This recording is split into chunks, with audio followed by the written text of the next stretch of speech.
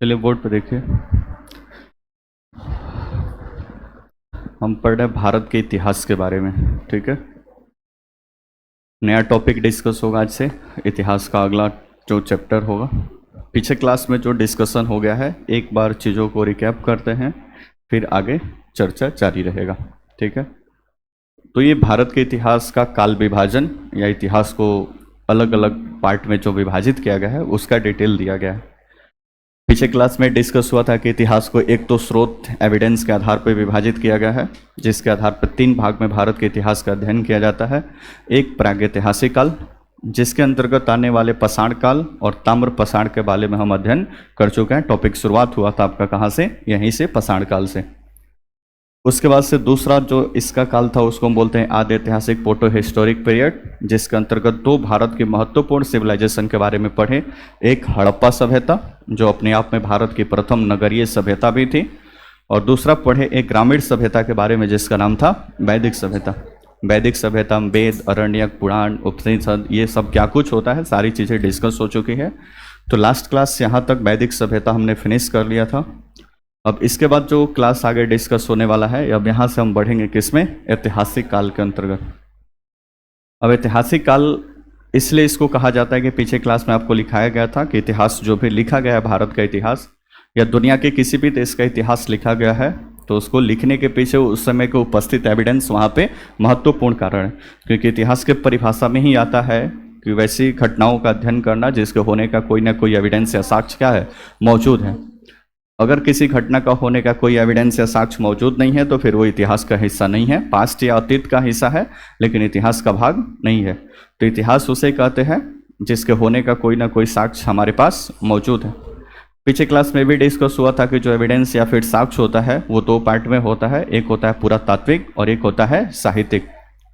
पुरातात्विक साहित्यिक स्रोत के अंतर्गत जितने सारे भवन, बिल्डिंग, सिक्के, मूर्ति, मंदिर वगैरह का स्ट्रक्चर, ये सब आते हैं आपको पुरातात्विक स्रोत। अभिलेख वगैरह जितना सारा है, शिलालेख, वो सब आता है पुरातात्विक स्रोत या पुरातात्विक एविडेंस के अंतर्गत।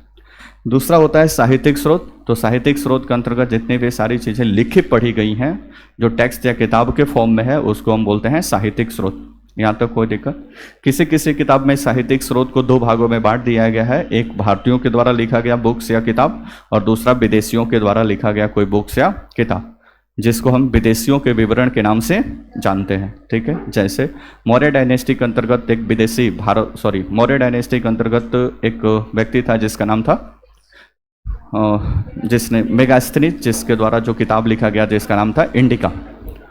तो मेगास्थनीज मौर्य डायनेस्टी के समय भारत में आया था। भारत में रहने और यहाँ पे निवास करने के पश्चात यहाँ से जो भी चीज़ें उसने देखा, उसको देखने के पश्चात उसने अपना एक किताब लिखा जिसका नाम था इंडिका। उस किताब में उसको मतलब सारी बातों को लिखा। तो मौर्य काल का स्टडी करते हैं तो हम इंडिका को भी दिमाग में रखते हैं, और उसी समय का एक किताब जो चाणक्य के द्वारा लिखा गया जिसका नाम है अर्थशास्त्र, जो वर्तमान उस समय की राजनीतिक व्यवस्था के ऊपर लिखा गया है। तो जब भी मौर्य काल पढ़ेंगे तो 2 हमारे पास एविडेंस है सबसे महत्वपूर्ण, एक तो चाणक्य का अर्थशास्त्र, दूसरा मेगास्थनीज का इंडिका। उसके बाद से अशोक के बहुत सारे अभिलेख और शिलालेख जो पूरा तात्विक स्रोत है वो भी क्या है, उपलब्ध है। तो ये सब एविडेंस की व्याख्या है। अब इन दोनों काल का जो भी हम अध्ययन किए थे, इधर प्रागैतिहासिक काल या फिर आदि ऐतिहासिक काल, तो यहाँ पे तो कोई पुरातात्विक साक्ष्य के अपेक्षा साहित्यिक साक्ष्य जो होता है वो ज़्यादा ऑथेंटिक होता है। बोलो ना, जैसे हड़प्पा काल में पढ़े थे कि यहाँ से ये खुदाई हुआ, ईंट का साक्ष्य मिला, तो फिर उससे ये पता चला, लेकिन उस पर कोई बिलीव करेगा, कोई नहीं करेगा। आपको कैसे पता चला कि ईंट इतना दिन पुराना है या फिर वहाँ से गोल्ड मिला वो इतना दिन पुराना है? तो जो पुरातात्विक साक्ष्य होता है उसमें थोड़ा सा कम विश्वास होता है पब्लिक की। लेकिन लिखित साक्ष्य अगर लिखा हुआ है कि चाणक्य की किताब अर्थशास्त्र में ये बात लिखा हुआ है कि चंद्रगुप्त मौर्य ने फला व्यक्ति की हत्या करके मौर्य साम्राज्य की स्थापना की, उसके बाद से ये सारी प्रशासनिक सेटअप थी, ये सारा बात अगर लिखा गया है तो उसकी जो प्रामाणिकता होगा वो साहित्यिक स्रोतों से क्या होगा, ज़्यादा होगा। बात समझ? तो इन दोनों कालखंड के इतिहास के बारे में जानकारी के लिए सिर्फ हमारे पास पुरातात्विक स्रोत थे। इसके बारे में पाषाण काल और ताम्र पाषाण काल, यहाँ पे पहुंचे तो हड़प्पा सभ्यता के पास लिपि थी लेकिन उसकी कोई अपनी भाषा नहीं थी, कि उसको कैसे पढ़ा जाए, इसलिए उसको आदि ऐतिहासिक काल में रख दिया गया। बात करें वैदिक सिविलाइजेशन की, तो बहुत सारे वेद, उपनिषद, अरण्यक, ये सारी चीज़ें मिली हैं, लेकिन चूंकि ये इस समय के लिखी हुई नहीं है जब वैदिक काल चल रहा था, इसलिए इसकी भी प्रमाणिकता पर थोड़ी सी सवाल है। तो ज़्यादातर इस तरह से तो ये किस में है, आदि ऐतिहासिक काल में। लेकिन ये 600 बीसी के बाद जो बातें अब पढ़ने जा रहे हैं हम, महाजनपद काल से लेकर या 600 बीसी या ईसा वर्ष पूर्व के बाद, ये आपका कहलाता है ऐतिहासिक काल। ऐतिहासिक काल इसलिए कहा जाता है क्योंकि इस समय आपका आर्कियोलॉजिकल सोर्सेस भी है, यानी पुरातात्विक स्रोत भी है, और बड़े पैमाने पर लिटरेरी सोर्स भी है, जिसको हम साहित्यिक स्रोत के नाम से जानते हैं। तो यहाँ से बहुत सारे ऐसे साहित्यिक स्रोत आपको मिलने लगेंगे। तो इसलिए प्रमाणिकता के आधार पर देखा जाए तो भारत का इतिहास ज़्यादातर आपको 600 बीसी के बाद से थोड़ा सा ज़्यादा इंपॉर्टेंस इसको दिखता है। हालांकि अब ऐसा नहीं है कि हड़प्पा सिविलाइजेशन और वैदिक सिविलाइजेशन और पाषाण काल से क्वेश्चन नहीं बनता है, लेकिन प्रमाणिकता के तौर पे देखा जाए तो यहाँ से चीज़ें थोड़ा सा ज़्यादा आसान है। क्यों? क्योंकि पहले ही लिखे हैं कि 16 महाजनपदों का उदय, तो आप लिखेंगे बौद्ध धर्म का एक ग्रंथ है जिसका नाम है अंगुत्तर निकाय, जैन धर्म का एक ग्रंथ है जिसका नाम है भगवती सूत्र, जिसमें लिखा हुआ है कि 600 बीसी में भारत के मानचित्र पर 16 महाजनपदों का विवरण था। तो कोई भी किताब को पढ़ेगा तो बस वो समझ जाएगा कि 600 बीसी में भारत के मानचित्र पर 16 महाजनपदों का विवरण था। उसका कोई पुरातात्विक स्रोत नहीं है, वो क्या है, साहित्यिक स्रोत है। पुरातात्विक स्रोत की अपेक्षा उसकी जो प्रमाणिकता है वो ज़्यादा क्या है, मतलब फुल प्रूफ है या उस पर विश्वास किया जा सकता है। इतना बात समझ गए? तो इतना सारा डिस्कस हो गया है। अब नेक्स्ट जो डिस्कशन का पार्ट है वो महाजनपद काल, थोड़ा सा हम पढ़ लिए थे, फिर भी थोड़ा सा एक रिकैप करेंगे। महाजनपद काल या फिर इसी को बुद्ध काल के नाम से जानते हैं, ठीक है। उसके बाद से फिर मौर्य डायनेस्टी और फिर प्रक्रिया आगे बढ़ेगा। यहाँ तक कोई दिक्कत परेशानी? ठीक है, तो फिर आगे अब वैदिक सिविलाइजेशन करने के बाद ये वाला टॉपिक हमने लिख लिया था जिसका नाम था, एक मिनट, ठीक है। तो ये वाला टॉपिक हम कर रहे थे 16 महाजनपदों का उदय या फिर 16 महाजनपद के बारे में। महाजनपद काल या बुद्ध काल ये 600 बीसी से लेकर मौर्य काल की स्थापना से पहले तक का कार्यकाल है। यानी मौर्य काल जहाँ से एस्टेब्लिश होता है 185 बीसी में, सॉरी 326 बीसी में या 323 बीसी में, वहाँ से पहले तक का काल आपको बुद्ध काल या महाजनपद काल के बारे में पढ़ना है। महाजनपद काल में सबसे पहले हम बताए थे कि 600 बीसी में भारत के मानचित्र पर ये 16 महाजनपद आपको देखते हैं। महाजनपद क्या है वो पिछले क्लास में ये आपको डिस्कस किए थे हम वैदिक काल में ही, कि वैदिक काल में जो आर्यन थे जो भारत पहुंचे हुए थे सेंट्रल एशिया या फिर मध्य एशिया से, वो कबीले के तौर पे वो भारत में दाखिल हुए थे या फिर भारत में पहुंचे थे। कबीले के तौर पे, कबीले मतलब ट्राइबल्स जनजाति थी, और ट्राइबल्स जनजाति कबीलों मतलब झुंड के रूप में कि 10 20 50 लोग एक साथ, फिर 10 20 50 लोग एक साथ, फिर 10 20 50 लोग एक साथ, लड़ाकू प्रवृत्ति के थे ये लोग भारत में आए। तो सबसे पहले कबीले, फिर धीरे धीरे इनका डेवलपमेंट हुआ, तो ये धीरे धीरे ग्राम या गांव में ये क्या हो गए, परिवर्तित हो गए। लोगों का एक समूह कहीं पे निवास करने लगा तो ग्राम में परिवर्तित हुए। फिर ग्राम चलकर आगे जन में परिवर्तित हुआ, जन थोड़ा सा और इनका लार्ज स्केल, मतलब इसका साइज थोड़ा सा और बड़ा। फिर जनपद परिवर्तित हुआ जन परिवर्तित हुआ किस में, जनपद में। और बहुत सारे जनपद को मिलाकर जब 600 बीसी में पहुंचे तो हम पहुंच गए कहाँ पे, महाजनपद। और बहुत दो स्पेशली बौद्ध धर्म के अंगुत्तर निकाय और फिर जैन धर्म के भगवती सूत्र टेक्स्ट से या किताब से जानकारी मिलती है कि 600 बीसी में यानी 600 बीसी में, 600 बीसी के अंतर्गत आप जाओगे तो 600 बीसी में इस पूरे भारत के मानचित्र पर 16 महाजनपदों का उल्लेख आपको देखने को मिलता है। अब ये 16 महाजनपद आपको नाम, ये मैप तो पीछे क्लास में सेंड किया गया था या फिर एनसीईआरटी से मैप कॉपी पेस्ट किया गया है। 6 क्लास का एनसीईआरटी बुक जो आपको टेलीग्राम पे भेज दिया गया काफ़ी पहले, वहाँ से इसको कॉपी पेस्ट किया गया है, तो आप उसमें भी ये मैप मिल जाएगा। तो ये आपका मैप यहाँ पे है, तो इस पे दिया हुआ है पूरा इसका 16 महाजनपदों का डिटेल। और फिर यहाँ पे ये लिस्ट भी आपको भेजा गया था और यहाँ पे इसके कुछ व्याख्या दिया हुआ है, और इनकी सारी की व्याख्या हमने आपको कॉपी में नोट डाउन करवा दिया था इन 16 महाजनपदों के बारे में। कोई दिक्कत परेशानी? तो ये आपका 16 महाजनपद है। एक बार चीज़ों को देख लेते हैं, जिसमें से ये गंधार महाजनपद भारत से बाहर है, जिसकी राजधानी थी कहाँ पे, तक्षशिला। अभी ये पाकिस्तान में है, ये लोकेशन अभी कहाँ पे, पाकिस्तान। दूसरा था कंबोज, हाटक या राजपुर इसकी राजधानी थी। ये लिखा है कश्मीर, लेकिन ये भी क्षेत्र अभी कहाँ पे है, पाकिस्तान में। तो ये दोनों क्षेत्र अभी कहाँ पे है, पाकिस्तान में, यानी भारत से बाहर है। उसके बाद से अगले महाजनपद में जाएंगे तो मत्स्य जिसकी राजधानी थी विराटनगर, अभी ये कहाँ पे है, राजस्थान में। कुरु महाजनपद जिसकी राजधानी इंद्रप्रस्थ या दिल्ली हुआ करती थी, अभी ये कहाँ पे है, उत्तर प्रदेश हरियाणा का बॉर्डर पर है, यूपी में ही काउंट होता है। सूरसेन जिसकी राजधानी थी मथुरा, इसका लोकेशन अभी भी तो मथुरा डिस्ट्रिक्ट उत्तर प्रदेश का पता ही है आपको, काशी मथुरा ये सब। नेक्स्ट कोसल जिसकी राजधानी थी श्रावस्ती, मतलब ये महाजनपद, जैसे अभी भारत में 28 राज्य और 28 राज्यों की अपनी राजधानी है। थोड़ा वहाँ से आवाज चाहिए। Hello hello. जैसे अभी 28 राज्य और 28 राज्यों की अपनी राजधानी है, तो वैसे ये 16 महाजनपद हुआ करते थे और 16 महाजनपद की अपनी राजधानी हुआ करती थी। बात समझ रहे हैं? तो वही राजधानी यहाँ पे दिया गया है। बिहार के एग्जाम में बिहार में जो महाजनपद थे उसकी राजधानी, यूपी के एग्जाम होगा तो यूपी के महाजनपद की राजधानी, स्पेशल की बात हो रही है। फिर सेंट्रल के एग्जाम है तो फिर तो कहीं से इसका महाजनपद की राजधानी पूछी जा सकती है। ठीक है। नेक्स्ट था पंचाल जिसकी राजधानी अहिछत्र या कंपिल, क्योंकि दो भागों में था, पूर्वी पंचाल उत्तरी पंचाल और दक्षिणी पंचाल। उत्तरी का अहिछत्र और दक्षिणी का काम्पिल्य, अभी फर्रुखाबाद, फैजाबाद, बरेली वाला सब इलाका उत्तर प्रदेश। चेदी महाजनपद जिसकी राजधानी थी शक्तिमती, बुंदेलखंड उत्तर प्रदेश, जहाँ पे मध्य प्रदेश, राजस्थान और यूपी का तीनों का बॉर्डर टच करता है, बुंदेलखंड वाला बेल्ट है, वहाँ पे इसकी लोकेशन था। वत्स इसकी राजधानी थी कौशाम्बी, यूपी में ही है। इलाहाबाद और मिर्ज़ापुर के आसपास प्रयागराज वाला जो जिला है वहाँ पे है, उत्तर प्रदेश। नेक्स्ट काशी जिस राजधानी थी वाराणसी, अभी वाराणसी जिला के नाम से ही जाना जाता है, पुराना नाम इसका काशी था। वाराणसी के आसपास का क्षेत्र मोदी जी का संसदीय क्षेत्र, कहाँ पे? उत्तर प्रदेश में। आवाज़ सुनाई दे रहा है? नेक्स्ट मल्ल, इसकी थी राजधानी कुशीनारा या कुशीनगर भी इसको हम जानते हैं, उत्तर प्रदेश में है, देवरिया के आसपास। ये तो कुशीनगर बगल में ही है, 50-60 किलोमीटर पे। नेक्स्ट अस्मक जिसकी राजधानी थी पाटन और पोटन, और दक्षिण भारत का एकमात्र, मतलब ये महाजनपद था। पिछले क्लास में बताया था कि दक्षिण भारत और उत्तर भारत कहाँ से काउंट होता है, तो यहाँ पे बीच में एक माउंटेन है जिसका नाम है विंध्यन माउंटेन। तो आगे भी भारत के इतिहास में पढ़ेंगे दक्षिण भारत का इतिहास और उत्तर भारत का इतिहास कहीं कहीं पे, जहाँ पे ज़रूरत होगा। तो ये विंध्यन माउंटेन है, उसी के ऊपर वाला भाग कहलाता है उत्तरी भारत और नीचे वाला भाग कहलाता है दक्षिण भारत, तो इसको दिमाग में रखना है। तो यहाँ पे अस्मक महाजनपद था। अस्मक गोदावरी नदी के किनारे, जो दक्षिण भारत का एकमात्र महाजनपद था जिसका लोकेशन भारत के मतलब दक्षिणी भाग में था। नेक्स्ट जाएंगे तो अवंती जिसकी राजधानी उज्जैन या महिष्मती थी। महिष्मती उत्तरी अवंती और दक्षिणी अवंती में बटा हुआ था।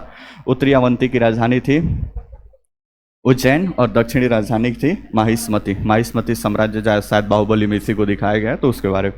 नेक्स्ट अब नीचे के 3 महाजनपद हैं, इन 3 महाजनपद के बारे में। नीचे ये तीनों का तीनों महाजनपद है बिहार में। ठीक है। इसमें से एक है बज्जी या फिर उसको ब्रिजी, जो भी आप बोल दीजिए, जिसकी राजधानी वैशाली हुआ करती थी। अभी हाजीपुर वैशाली वाला जो जिला है वो वैशाली, मुजफ्फरपुर, दरभंगा, ये जिला कहाँ पे? बिहार में है।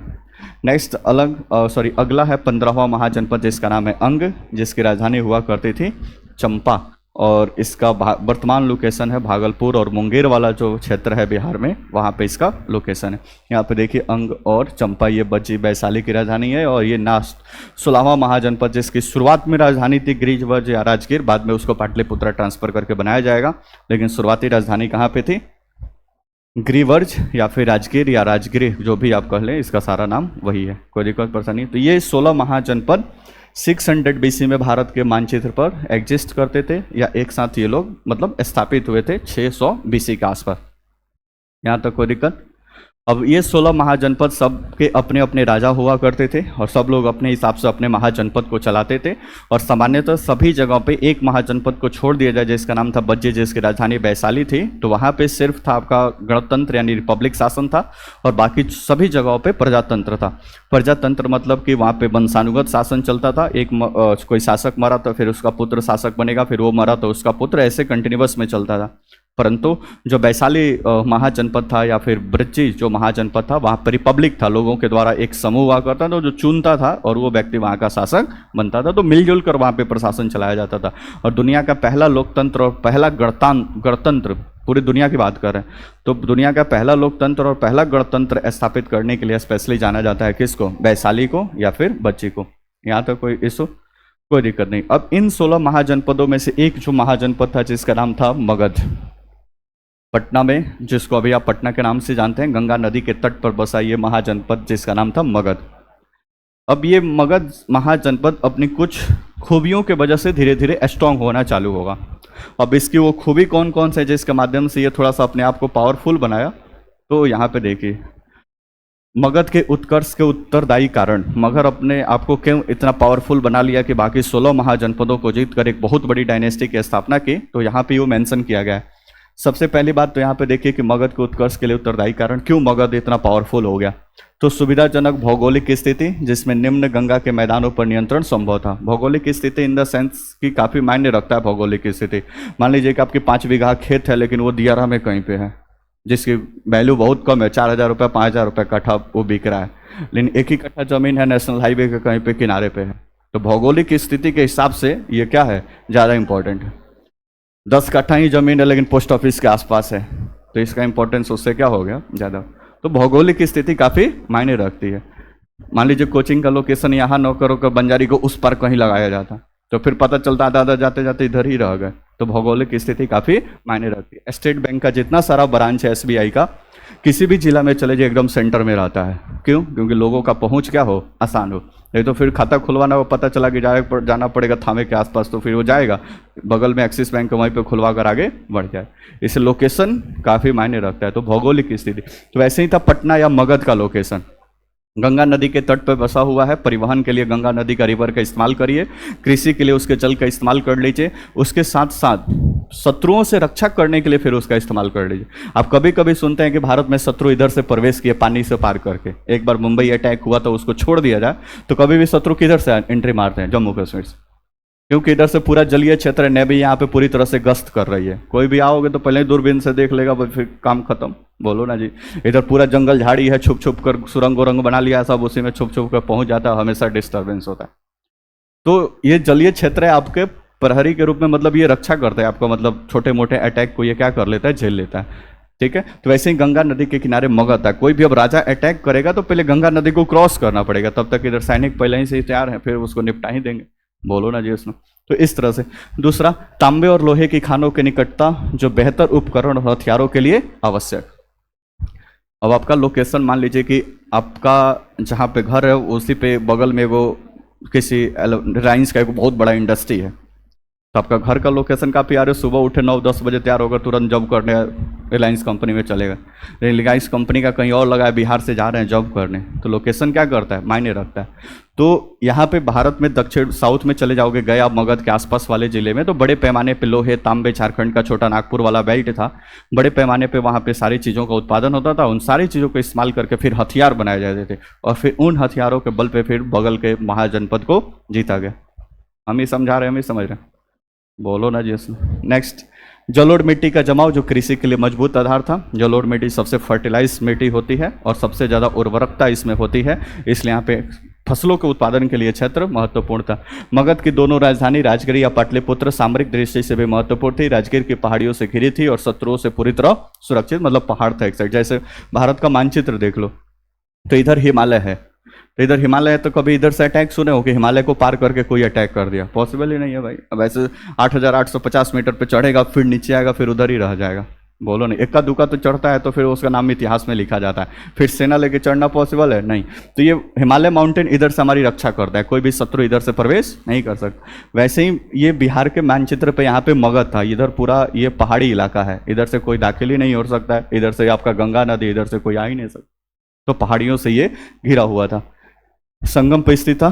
जल दुर्ग से भी सुरक्षित था, मतलब वो जल दुर्ग मतलब कि गंगा रिवर की बात हो रहा है। दक्षिण बिहार में गया के घने जंगलों में इमारती लकड़ी, मतलब घर बनाने के लिए लकड़ी, और सेना के लिए हाथी प्राप्त हो। जंगल में बहुत सारे हाथी था, पकड़ के लाइए, ट्रेंड कर दीजिए और सेना में उसको क्या कर लीजिए, इस्तेमाल कर लीजिए। यही कारण था कि मगध ने पहली बार युद्धों में हाथियों को बड़े पैमाने पर प्रयोग किया, और प्रयोग करने के बाद फिर अपनी स्थिति को क्या किया, मजबूत किया।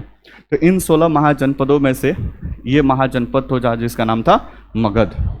अब ये मगध महाजनपद अपनी भौगोलिक और सामरिक दृष्टि से मजबूत होने के कारण धीरे धीरे इन आसपास के सभी महाजनपदों को जीतने का प्रयास करेगा, और मौर्य डायनेस्टी आते आते लगभग सारे महाजनपद को जीतकर और फिर एक विशाल मगध साम्राज्य की स्थापना होगी। और ये विशाल मगध साम्राज्य की सत्ता आगे चलकर मौर्य डायनेस्टी के समय चंद्रगुप्त मौर्य और चाणक्य, मतलब शासक भी जबरदस्त और उसका सलाहकार भी जबरदस्त, इन दोनों लोगों के हाथ में जाएगी और एक फिर अखंड भारत का निर्माण होगा। पूरा एक पॉलिटिकल सिस्टम डेवलप होगा, पूरा एक व्यवस्था कायम होगा और फिर इस पूरे व्यवस्था पर राज करेगा मौर्य डायनेस्टी। और फिर चंद्रगुप्त के मौर्य के बाद उसका पुत्र बिंदुसार, फिर उसका पुत्र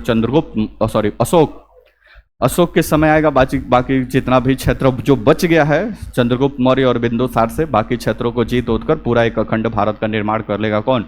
अशोक। और फिर वहीं से पूरा प्रशासन और सारी चीज़ें हैंडल होगी। इतना बात समझ में आ गया?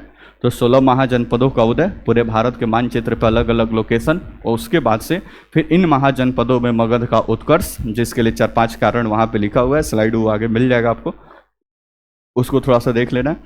और उसके बाद से धीरे धीरे इसका विस्तार। समझ में आया? नेक्स्ट, अब अगला टॉपिक जो होगा मगध का उत्कर्ष एवं मगध का विस्तार। ये फ्लो चार्ट देखिए, ऊपर हेडिंग डाला गया है मगध का उत्कर्ष एवं मगध का विस्तार। पीछे तक दिख रहा है? थोड़ा ध्यान से इस पर नजर मारिए कि कौन कौन सा। अच्छा एक बार रोकिए, पहले एक बार समझा लेते उसके बाद से देखिएगा। तो मगध का उत्कर्ष एवं मगध का विस्तार। इतिहास को पढ़ते समय सबसे मेन और जरूरी जो बात है वो सीक्वेंस को दिमाग में रखना है कि कौन से काल के बाद से कौन सा काल आया है। तो लगभग 50% काम आपका क्या हो गया? आसान हो गया। डेट और टाइम सारी चीज़ों को याद करने में क्या होगी? आसानी होगी। कंसेप्ट जब तक नहीं पकड़ेंगे तो फिर वो सदियों से सुनते आ रहे हैं कि इतिहास रटने वाला सब्जेक्ट है, तो फिर वो रटने वाला ही क्या होगा? सब्जेक्ट। अब सीक्वेंस आपको पता नहीं कि हड़प्पा पहले आएगा कि पहले वैदिक आएगा, फिर रट्टा ही लगाना पड़ेगा कि हड़प्पा इतने समय था, ये इतने समय था। बात समझ में आएगा? बीसी और एडी पता ही नहीं है तो फिर आप समझेंगे कि नहीं पहले 3000 बीसी में हड़प्पा है और फिर 1500 में है, तो पहले 1500 वाला आया होगा फिर 3000 वाला आया होगा, तो फिर सीक्वेंस क्या हो जाएगा? उल्टा।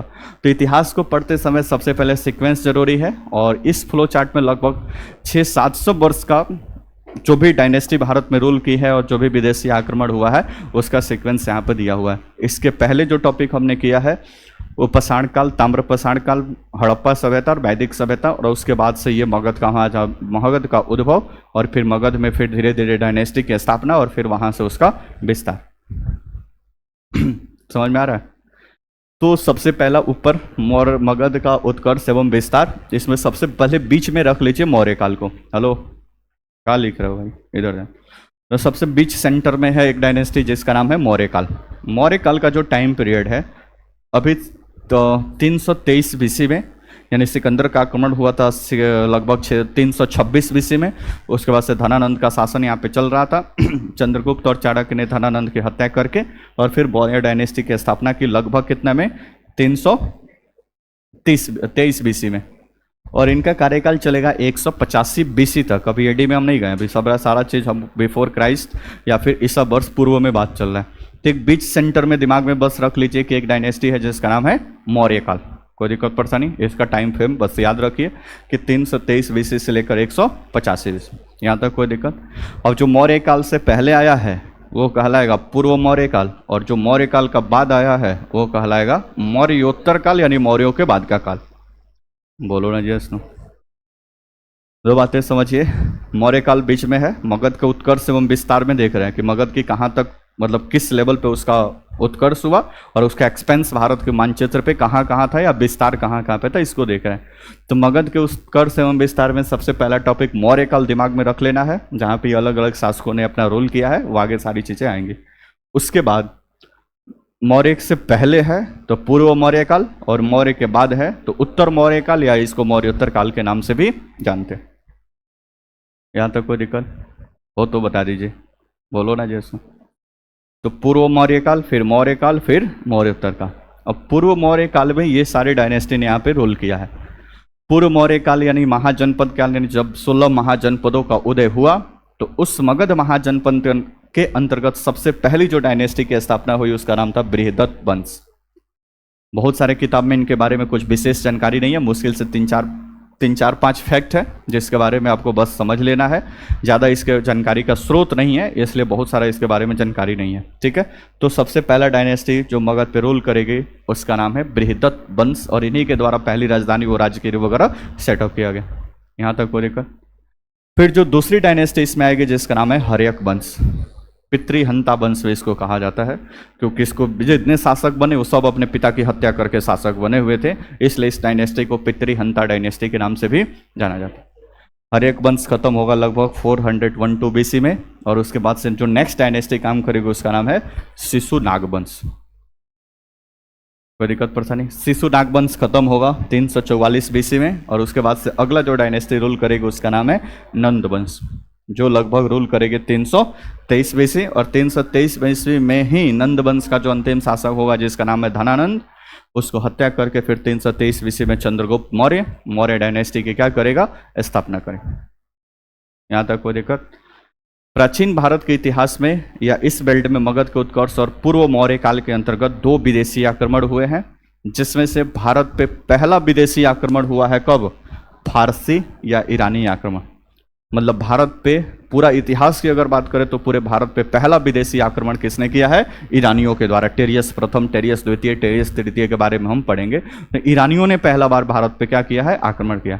अभी का जो ईरान है, जो इसको फारस के नाम से भी जाना जाता था, तो वही फारस या ईरान का आक्रमण हुआ भारत पे पहला। उसके बाद से इसी टाइम फेज में दूसरा आक्रमण हुआ यूनान, जो अभी ग्रीस कंट्री है, ग्रीस यूरोप में, तुर्की के जस्ट थोड़ा सा पश्चिम में है। तो वहाँ पे जो कंट्री है जिसका नाम है ग्रीस, जिसको यूनान के नाम से जाना जाता था, उसी यूनान का एक शासक हुआ करता था फिलिप का पुत्र, जिसका नाम था सिकंदर, जिसने विश्व विजय की कामना लेकर भारत की तरफ भी बढ़ा था, और भारत में अटैक हुआ था किसका? यूनानियों का। स्पेशली इसमें सिकंदर का आक्रमण और सिकंदर की पूरी कहानी इसमें डिस्कस की जाती है। कोई दिक्कत परेशानी? तो ये आपको पूरा चीज़ पढ़ना है कहाँ पे? मौर्य काल में।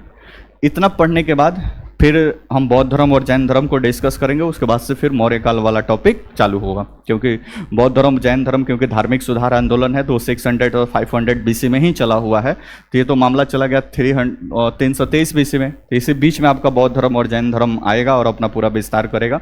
तो इतना खत्म होने के बाद से आएगा बौद्ध धर्म और जैन धर्म के बारे में। उसके बाद से फिर मौर्य काल, चंद्रगुप्त मौर्य द्वारा इसका स्थापना, फिर उसका पुत्र बिंदुसार, फिर उसका पुत्र सम्राट अशोक। पूरे भारत के इतिहास में 2 ही लोगों को सम्राट के नाम से जाना जाता है, सम्राट अशोक और सम्राट अकबर। तो अकबर भी भारत के सम्राट शासक के रूप में जाने जाते हैं। उसके बाद से इसका लास्ट जो शासक था उसका नाम था बृहदत्त इसका अंतिम शासक होगा। फिर मौर्य डायनेस्टी खत्म होगी। उसके बाद वाला कहलाएगा मौर्यों के बाद मौर्योत्तर काल।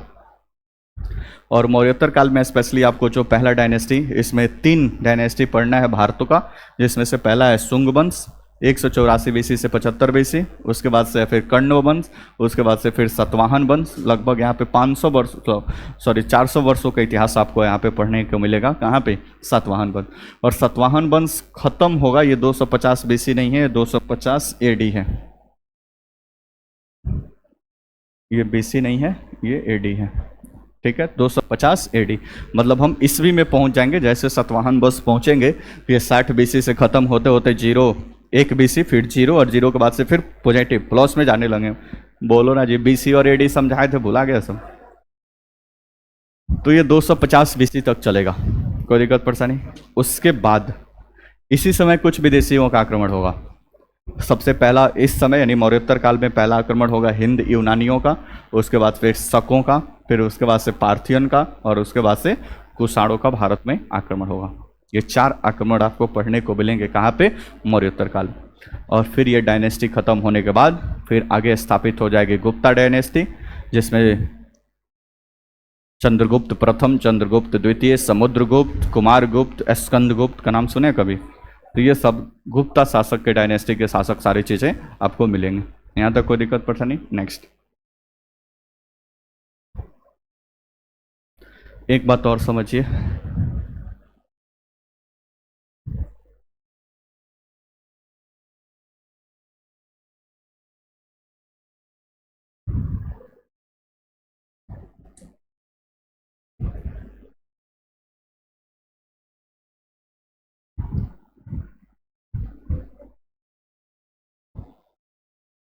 बोर्ड पे देखो, बोर्ड पे।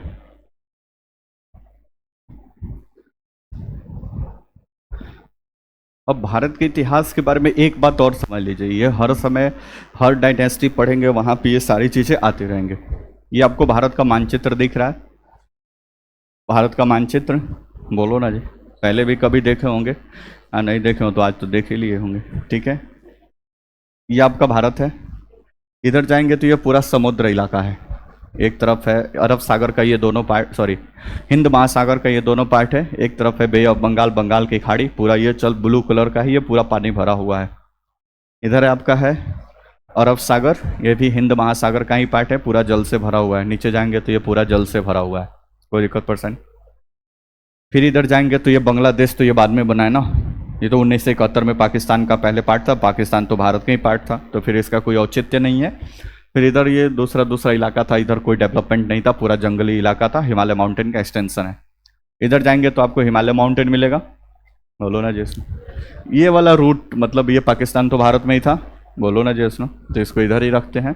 ये वाला रूट पूरी तरह से मतलब जमीनी रास्ता है, जमीन वहाँ पे लैंड एरिया है वो। अब भारत पे बहुत बार अटैक हुआ है, भारत के इतिहास में आप देखोगे तो बहुत बार अटैक हुआ है।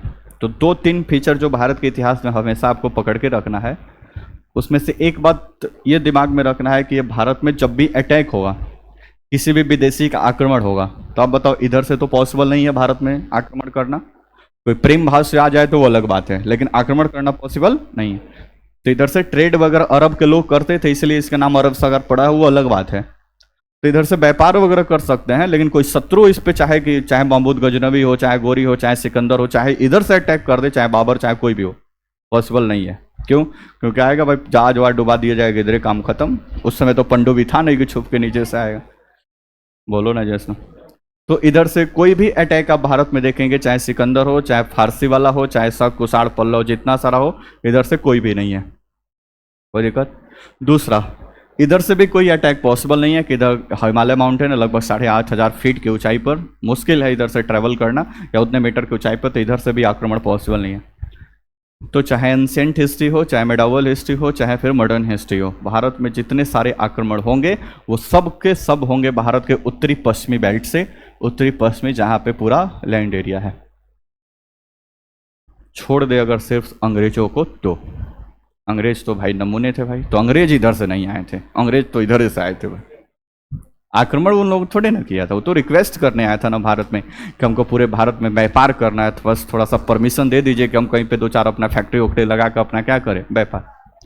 तो आक्रमण सारा हुआ है उत्तर पश्चिमी से ही, परंतु अंग्रेज को छोड़ दिया जाए तो बाकी सब अंग्रेज आए थे किधर से, जितने यूरोपियंस आए थे आधुनिक भारत के इतिहास में वो सब इधर से प्रवेश किए थे। बाद में वो खुला सारा क्षेत्र, लेकिन ज़्यादातर इधर से।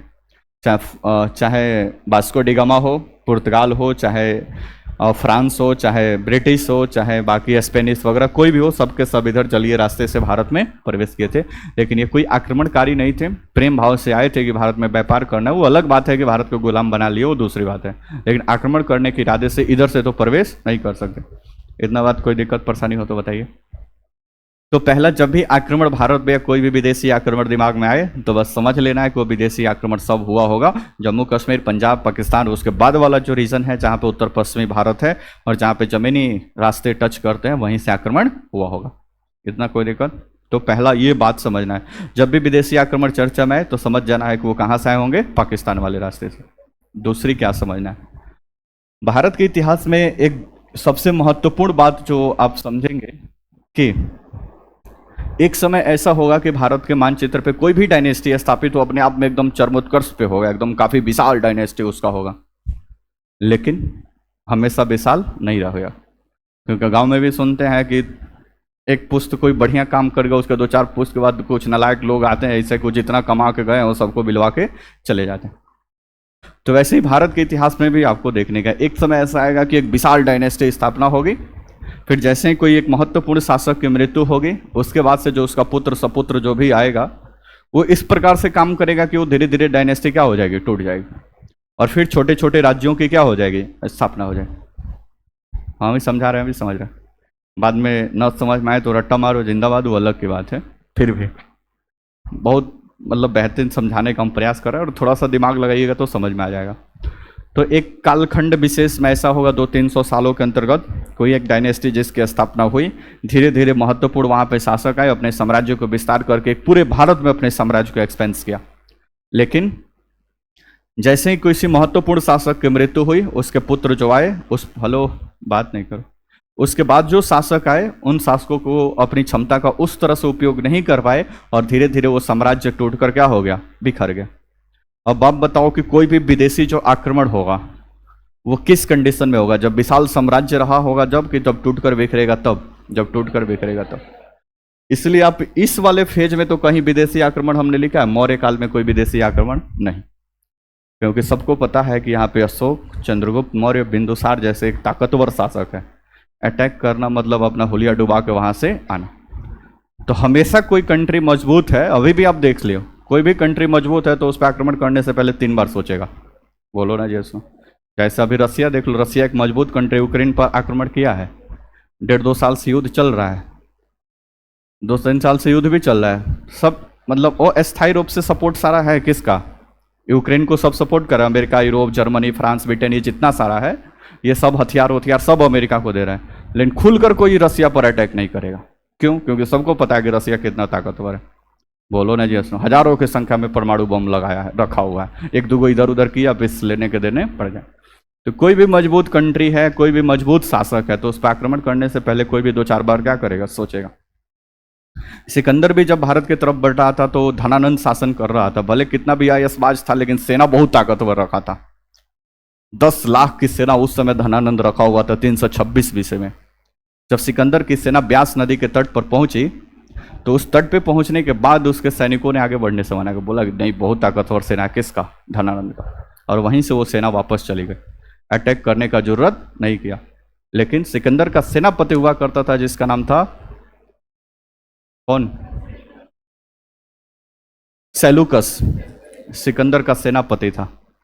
326 ईस्वी में वो युद्ध तो पराजित हो गया, लेकिन उसके 4-5 साल बाद सेलुकस ने, जो उसका सेनापति था, उसने कमांड अपने हाथों में लिया और उसने प्लानिंग कर ली कि भारत पर अटैक करेंगे। और इस समय भारत पर जब अटैक किया तो सिकंदर से भी बड़ा शासक यहाँ पे काम कर रहा था जिसका नाम था चंद्रगुप्त मौर्य, क्योंकि इधर मौर्य डायनेस्टी की स्थापना हो गई थी। उसके सैनिकों ने मना किया कि मत करो अटैक, लेकिन वो माना नहीं और अटैक किया और बुरी तरह से पराजित हुआ सेलुकस निकेटर। चंद्रगुप्त मौर्य की सेना उस समय की मौर्य डायनेस्टी ने बुरी तरह से पराजित किया।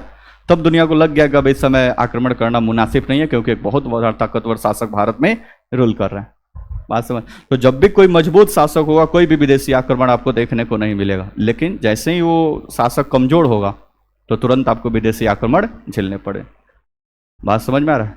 तो अभी भी वो कंट्री पे लागू होता है। अमेरिका पे कोई क्यों नहीं अटैक कर रहा? क्योंकि पता है भाई अटैक करेंगे तो अपना बर्बाद करेंगे खुद, मतलब वो तो सब कोई जानता है। जापान ने एक बार कोशिश किया था, फिर 2 परमाणु बम मारा, होश ठिकाने आगे हथियार डाल के खड़ा हो गया भाई। बोलो ना जैसे। तो जो भी ताकतवर कंट्री है उस पर, चाहे इतिहास में हो चाहे अभी वर्तमान में हो, कोई भी देश आक्रमण करने से पहले सोचेगा। तो भारत के इतिहास में भी आप देखोगे कि इतिहास का वो पार्ट जहाँ पे शासक कोई मजबूत है तो वहाँ पे कोई भी विदेशी आक्रमण देखने को नहीं मिलेगा।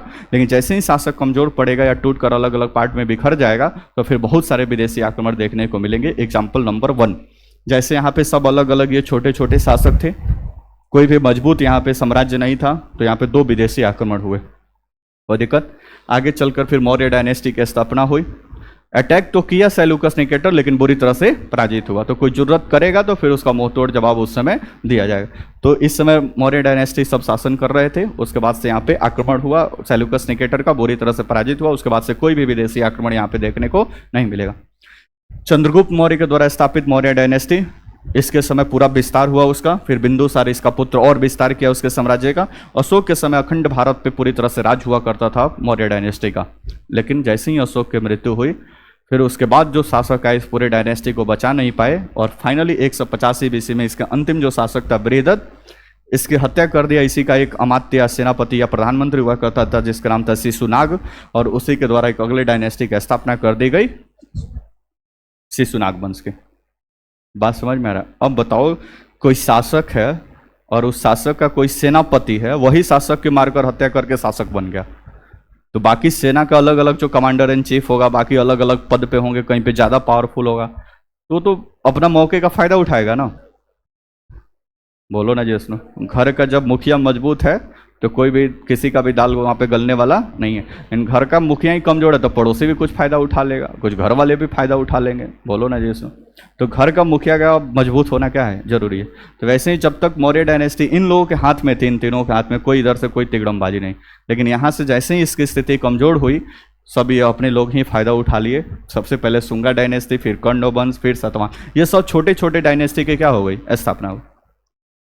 मुट्ठी बंदा हो, पांचों एक साथ हो तो फिर दम लगा के मार दीजिए, फिर कोई गिर जाएगा। लेकिन ऐसे तो कोई, तो वही यहाँ पे सब अलग अलग बिखर गए तो फिर यहाँ से अटैक करना विदेशियों के लिए क्या हो गया, ईजी हो गया। यहाँ पे 4 विदेशी आक्रमण आपको देखने को मिलेंगे। लेकिन इसके तुरंत बाद फिर गुप्ता डायनेस्टी स्थापना हुआ। समुद्रगुप्त, भारत का एक नेपोलियन के नाम से जाना जाता है। पूरे अखंड भारत का फिर से एक बार गुप्ता डायनेस्टी का उसने फ्लो बनाया। पूरा गुप्ता साम्राज्य एकदम जबरदस्त तरीके से, जैसे चंद्रगुप्त का चल रहा था मौर्य डायनेस्टी, वैसे गुप्ता चल रहा था। लेकिन जो हस्र हुआ मौर्य साम्राज्य का, वही हस्र हुआ समुद्रगुप्त और चंद्रगुप्त द्वितीय की मृत्यु के बाद आने वाले जो शासक थे, कुमारगुप्त, स्कंदगुप्त, धीरे धीरे कमजोर पड़ते गए और फिर छोटे छोटे राज्यों की स्थापना होती गई और बहुत सारे विदेशियों का आक्रमण भारत में होना पड़ा। और इस समय कुछ मुस्लिमों का इसका भी आक्रमण भारत में हुआ। तो गुप्ता डायनेस्टी भी खत्म, फिर छोटे छोटे राज्यों की स्थापना, फिर विदेशी आक्रमण, फिर प्रक्रिया आगे पड़ेगा। इस्लाम का भारत में अटैक। हेलो, फोन चला रहा है जी, तो फोन है जी बगल में, तो इधर ध्यान दो। क्या बता रहे थे? तो इस्लाम की भारत में अटैक, उसके बाद से महमूद गजनवी, मोहम्मद गोरी नाम सुने होंगे, इन लोगों का भारत में अटैक हुआ। फिर 1206 ईस्वी में, आगे पढ़ेंगे इसके बारे में हम, 1206 ईस्वी में आपको देखने को मिलेगा कि दिल्ली सल्तनत, मुस्लिम साम्राज्य की स्थापना होगी। दिल्ली सल्तनत, दिल्ली सल्तनत कुतुबुद्दीन ऐबक के द्वारा दिल्ली सल्तनत की स्थापना की जाएगी, एकदम फुल प्रूफ तैयारी के साथ। दिल्ली के, आगरा के आसपास के क्षेत्रों में, फिर धीरे धीरे स्थापना दिल्ली और आगरा के आसपास के क्षेत्रों में इधर, फिर धीरे धीरे विस्तार करते हुए यह दिल्ली सल्तनत पूरा अपने आप को विस्तार करेगा। गुलाम वंश, उसके बाद से खिलजी वंश, सलाउद्दीन खिलजी के समय उत्तर भारत, दक्षिण भारत, चारों तरफ इसका विस्तार पूरा वेल सेटल्ड। लेकिन आगे आएगा एक वंश जिसका नाम है तुगलक वंश, जिसमें वो पागल सुल्तान शासक बन जाएगा जिसका नाम है मोहम्मद बिन तुगलक। पढ़ा लिखा मूर्ख शासक उसको कहा जाता है। जितना बनाया गया था सब बिगाड़ के चला जाए। तो जो हस्र हुआ मौर्य डायनेस्टी का, जो हस्र हुआ गुप्ता डायनेस्टी का, 1526 ईस्वी में वही हस्र होगा किसका, दिल्ली सल्तनत का, जब बाबर का अटैक होगा। क्योंकि राज्य कमजोर पड़ गए हैं, शासक कमजोर, अटैक करना आसान है। बाबर अटैक करेगा पानीपत के युद्ध में, इन लोगों को पराजित करके फिर अगला डायनेस्टी की स्थापना करेगा जिसका नाम होगा मुगल वंश। यहां तक कोई दिक्कत?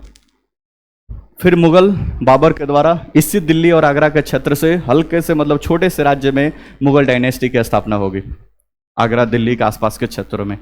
फिर बाबर के बाद से हुमायूं, उसका पुत्र, ठीक ठाक थोड़ा सा विस्तार कर लेगा अभी।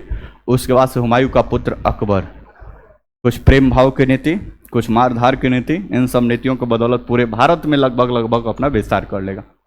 फिर उसका पुत्र जहांगीर और एक्सपेंस करेगा, उसका पुत्र शाहजहां और एक्सपेंस करेगा। अब उसका पुत्र औरंगजेब, सबसे लास्ट स्टेज, पूरा विस्तार का अखंड सीमा पूरे भारत पे लगभग विस्तार, थोड़ा सा मराठे वगैरह को छोड़ दिया जाए। लेकिन जो हस्र मौर्य का हुआ था, जो हस्र गुप्ता का हुआ था, जो हस्र दिल्ली सल्तनत का हुआ था, वही हस्र 1707 ईस्वी में औरंगजेब की मृत्यु के बाद होगा। औरंगजेब की मृत्यु होगी 1707 में। उसके बाद से आने वाले शासक सब अयासबाजी में अपना टाइम गंवाएंगे और सेना धीरे धीरे कमजोर होगी। इसका फायदा उठाएंगे इस समय जो आएंगे उनका नाम होगा अंग्रेज, विदेशी अंग्रेज, और धीरे धीरे भारत में अपना सेटअप करेंगे। मुगलों को यहाँ से विस्थापित करेंगे 1857 की क्रांति और उसके बाद, और फिर मुगलों के विस्थापित करने के बाद से धीरे से इनका सेटअप स्थापना होगा। यूरोपियंस का शासक अंग्रेजों का, अंग्रेज भी एक समय तक लगभग 1850 या 19वीं शताब्दी तक पूरे भारत पे ठीक ठाक पकड़ होगा इनका। लेकिन जैसे ही नेशनल मूवमेंट चालू होगा तो फिर जो हस्र मौर्य, गुप्ता, दिल्ली सल्तनत, मुगल, इन सब का हुआ, वही हस्र फिर होगा अंग्रेजों का। उनके खिलाफ लड़ाई वड़ाई होगी और फिर आगे से देश स्वतंत्र होगा। बेसिक बात को समझ में आया? तो दो चीज पकड़ के रखना है कि एक, जब कोई मजबूत शासक होगा तो कोई विदेशी आक्रमण नहीं होगा, और कोई मजबूत शासक होगा तो पूरा उसका डायनेस्टी का विस्तार होगा। परंतु जैसे ही उसकी मृत्यु हो जाएगी फिर वो डायनेस्टी टूटेगा तो दोनों काम होगा। एक तो कुछ अपने ही लोग उसका फायदा उठाएंगे, छोटे छोटे राज्यों की स्थापना कर देंगे अलग अलग क्षेत्रों में, और कुछ विदेशी भी उसका फायदा उठाकर भारत में क्या करेंगे, अटैक करेंगे। तो अलग अलग समय में विदेशियों का बहुत सारे आक्रमण भी भारत में आपको देखने को मिलेगा। बोलो राजेश। तो बहुत सारे विदेशियों का आक्रमण से ये अनुमान लगाया जा सकता है कि भारत एक रिच कंट्री हुआ करता था, क्योंकि इतना विदेशी आक्रमण हुआ है तो भाई ऐसे गरीब के घर कोई चोरी करने थोड़े जाता है भाई, जिसको पता है कि उसके घर में जाने से आटा चावल गेहूं के अलावा कुछ नहीं मिलेगा, तो कोई आटा चावल उठा कर लेके थोड़े ना भागने आएगा। एंड पता है कि बगल वाले घर में बहुत सारा सोना चांदी के ज्वेलरी रखा हुआ है, तो हमेशा निगाहें वहीं पे रहेगी, आक्रमण भी वहीं पे होगा, लेकर भागने का फिराक वहीं पे हो। वैसे ही भारत पर इतने सारे अटैक की इस बात का प्रूफ है कि भारत अपने ज़माने में, जब प्राचीन चाहे मध्यकालीन चाहे आधुनिक जो भी भारत हो, उस समय इतने रिच और इतने मतलब ठीक ठाक अवस्था में था कि उस समय बहुत सारे लोग भारत पर अटैक करना चाहते थे और भारत से लूट पाट कर बहुत सारा ले जाए। इतना सारा लूट पाट कर लेकर गया, तब भी भारत ठीक ठाक स्थिति में। बात समझ में आ गया? तो ये सारी चीज़ों को थोड़ा सा बेसिक दिमाग में रखना है, उसके बाद से टॉपिक समझने में आपको क्या होगी, आसानी होगी। ठीक है, आगे ये फ्लो चार्ट आपको हम टेलीग्राम पे पोस्ट करेंगे, उधर से लिख लीजिएगा इसको, कोई दिक्कत परेशानी कोई हो तो बता दीजिए। ठीक है, तो केवल हेडिंग डाल दीजिए मगध का उत्कर्ष एवं विस्तार, और फिर इतना फ्लो चार्ट बनाने के लिए जगह छोड़ दीजिए और अगला बात लिखिए।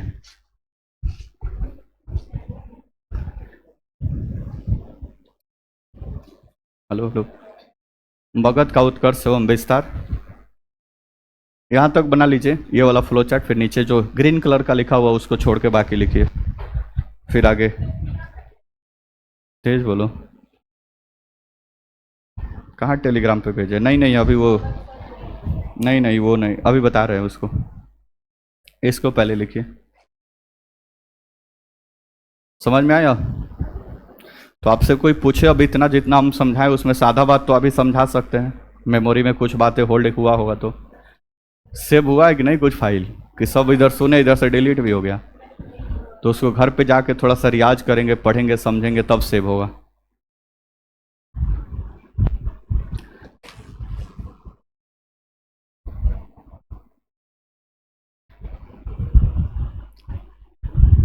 बारिश वारिश हुआ था कल? धान उनका रोपनी चल रहा है अभी। अब आपके यहाँ नहीं हो रहा है तो मतलब क्या पूरे गोपालगंज में नहीं हो रहा है?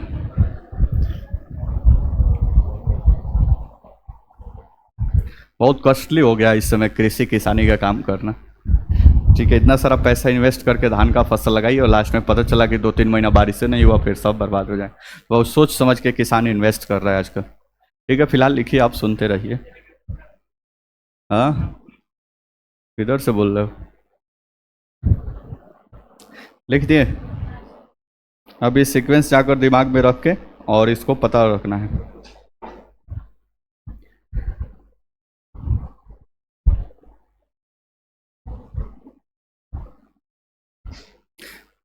नेक्स्ट इतना लाइन छोड़ दीजिए और नीचे हेडिंग डालिए बृहदत्त वंश। ज़्यादा एविडेंस नहीं है, फिर भी 2-4-5 पॉइंट इसके बारे में लिख लेंगे। हेडिंग डालिए बृहदत्त वंश।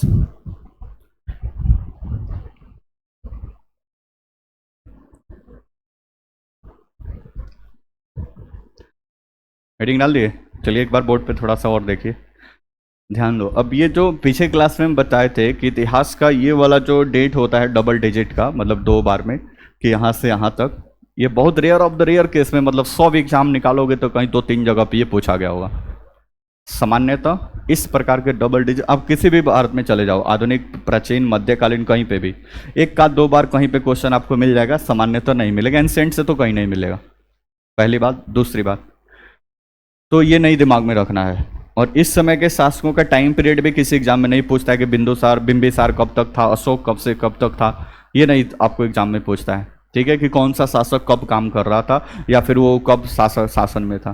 ठीक है, तो ये टाइम पीरियड बस आपके मतलब जानकारी के लिए लिखवाया गया कि आप थोड़ा सा समझते रहें कि कहाँ पे आप पढ़ रहे हैं और कहाँ तक अभी पहुँचे हैं और आगे कितना पढ़ाई बाकी है।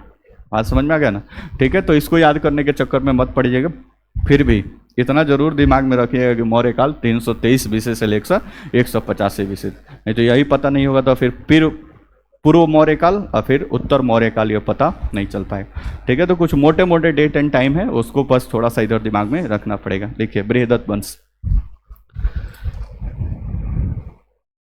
डैश देख लिखिए। इस वंश का संस्थापक, अच्छा 1 मिनट थोड़ा सा और देखिए इधर, बृहदत्त वंश हेडिंग डाल दिए? ये देखो, ये अब ये बस जानकारी के लिए अभी यहाँ पे ये मेंशन किया गया है, एग्जाम में कहीं पूछेगा नहीं तो फिर यहाँ पे एक बार ओवरव्यू देख लीजिए। बृहदत्त वंश के बाद से और हर्यक वंश, इस लिस्ट के हिसाब से जाओगे तो हर्यक वंश आएगा, फिर उसके बाद से शिशुनाग, फिर उसके बाद से नंद वंश। तो इन तीनों डायनेस्टी के अंतर्गत कौन कौन शासक बने यहाँ पे मेंशन किया गया। जैसे हर्यक वंश सबसे पहला शासक बिंबिसार, कहने का मतलब इसका संस्थापक जो होगा उसका कौन होगा, बिंबिसार। 3 बातें और दिमाग में रखना है। एक आएगा आपका संस्थापक, ठीक है, एक आएगा उस डायनेस्टी का लास्ट शासक, कोई दिक्कत, बोलो ना जी उसने। और एक होगा इस डायनेस्टी का सबसे महान शासक, महान। ये तीन बात पहले समझ लो, क्योंकि ज़्यादातर क्वेश्चन आपके जो एग्जाम में या तो फर्स्ट शासक पूछेगा, या फिर उसका अंतिम शासक पूछेगा, या फिर उसका महानतम शासक पूछेगा। इसका क्या मतलब है, बोर्ड पर देखिए। मान लीजिए कि कोई डायनेस्टी की स्थापना हुई, गुप्त डायनेस्टी। अब जो संस्थापक होगा एक छोटे से क्षेत्र में, मान लो कि भारत के इतने क्षेत्र में, जैसे इस एग्जाम्पल से समझ सकते हैं, बोर्ड पे देखो। अब जैसे मान लो कि बाबर आया, बाबर मुगल वंश की स्थापना किया, दिल्ली और आगरा के कुछ क्षेत्रों में इतना में ही मुगल वंश केवल स्थापित था बाबर के समय। तो माना जाएगा कि मुगल वंश का संस्थापक कौन था, बाबर था।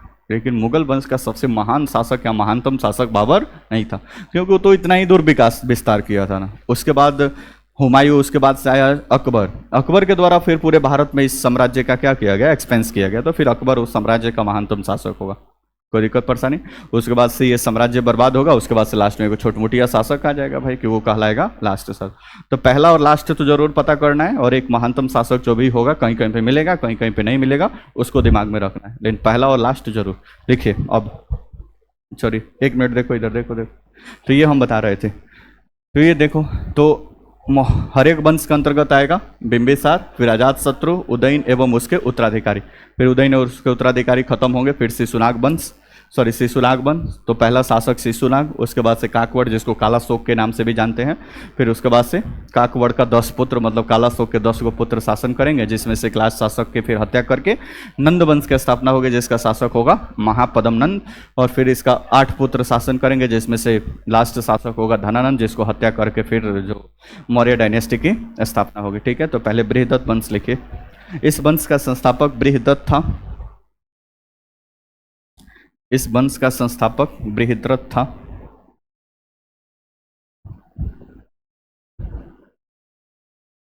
बृहद्रथ था, जिसे मगध का संस्थापक भी माना जाता है, जिसे मगध का संस्थापक भी माना जाता है।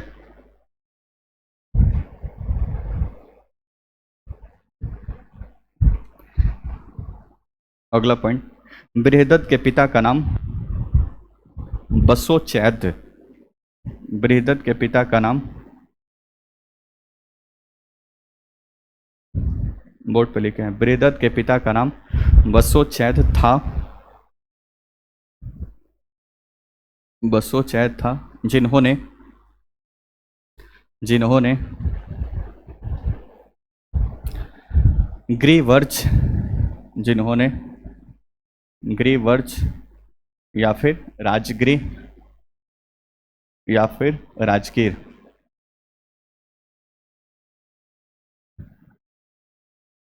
तीनों नाम एक ही है, ग्रीवर्ज, राजगृह, राजगीर की स्थापना की थी, की स्थापना की थी, की स्थापना की थी, जो मगध की प्राथमिक या पहली राजधानी थी, जो मगध की पहली राजधानी थी, जो मगध की पहली राजधानी थी, पहली राजधानी थी। पूर्ण विराम। अगला पॉइंट देखिए, बृहदत्त का पुत्र जरासंध हुआ, बृहदत्त का पुत्र जरासंध हुआ, बृहदत्त का पुत्र जरासंध हुआ, जिसकी चर्चा रामायण में, महाभारत, जिसकी चर्चा महाभारत में मिलती है, महाभारत में मिलती है। पूर्ण विराम। इस वंश का अंतिम शासक रिपुंजय था, इस वंश का अंतिम शासक, बोर्ड पे लिखे हुए हैं, रिपुंजय था, रिपुंजय था।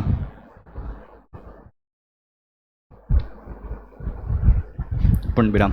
अगला पॉइंट, इस वंश का उल्लेख सिर्फ, इस वंश का उल्लेख सिर्फ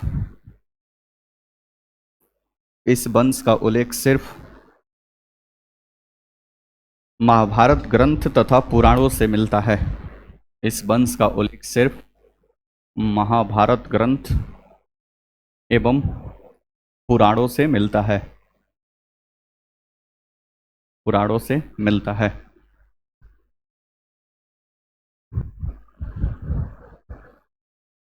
पूर्ण विराम। तो मुश्किल से 3-4 फैक्ट है, बस इसको दिमाग में रखना है। अगर एग्जामिनेशंस में क्वेश्चन आ जाता है कि मगध का पहला राजवंश कौन था, बृहदत्त वंश ऑप्शन में है तो उसको टिक कर लेना है, और नहीं है तो फिर कौन सा वंश टिक करना है, हर्यक वंश। क्योंकि ज़्यादातर किताब में बुक्स में जो मेंशन है वो आपका मेंशन है कौन सी डायनेस्टी के बारे में, हर्यक वंश के बारे में। ठीक है, कहीं कहीं पे इसकी जानकारी बृहदत्त वंश के बारे में मिला हुआ है, ज़्यादातर आपको हर्यक वंश के बारे में ही जानकारी मिलेगी।